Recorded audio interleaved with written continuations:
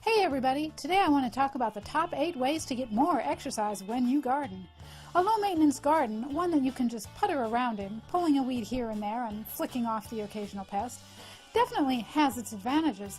But it also has one huge disadvantage, and that is it doesn't allow you to maximize either your strength training or cardio workout. And we wouldn't want that to happen. So without further ado, here are the top 8 ways to get more exercise when you garden. Number 8, if you're going to grow vines on a vertical type trellis, what you see here is a kiwi, be sure to plant the vine right at the end of the trellis. Remember, vines don't just grow in one direction, they grow in all directions. So if you plant a vine in the middle of the trellis, it will be able to spread out in both directions without needing much pruning.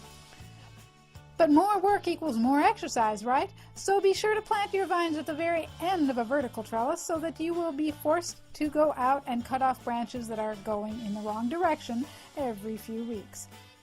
Now this vine is a grape. And speaking of grapes, number 7 is to plant things that really don't do well in your area.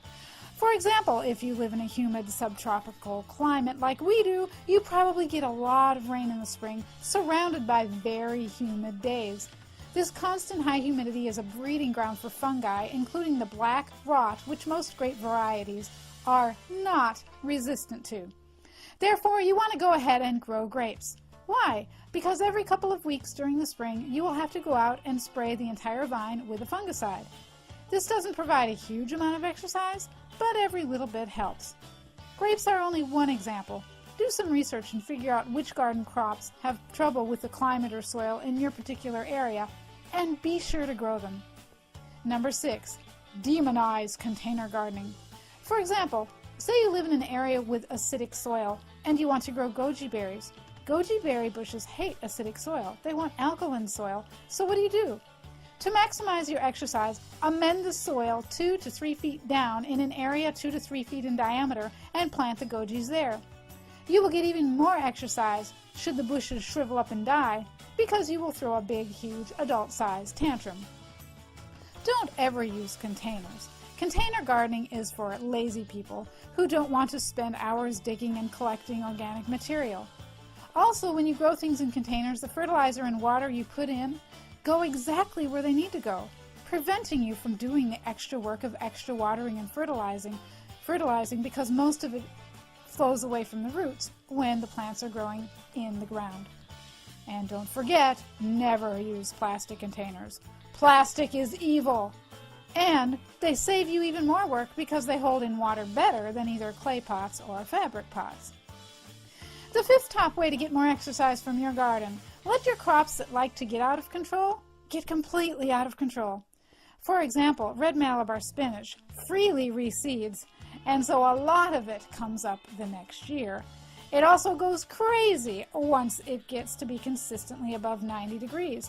If you let a lot of those vines grow, they will turn into a mini jungle that will provide you with hours of pruning and carrying away of foliage once the growing season ends. That will really help you toward those 10,000 steps you're supposed to take every day in order to be fit. Number 4, prepare your garden beds using the double dig method. Lasagna gardening, the Ruth Stout method, and the Back to Eden method are all techniques in which you pile up organic material onto the existing soil and allow it to turn into even richer soil.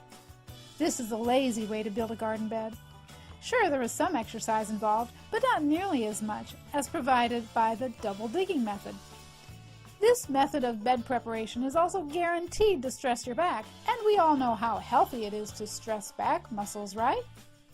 The 3rd top way to get more exercise when your garden is not to mulch your soil.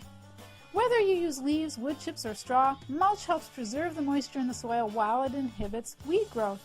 This means if you put mulch down in your garden that you won't have to water as much or weed as much. This means you won't get as much exercise, so be sure not to use mulch. Number 2, don't fence in your garden.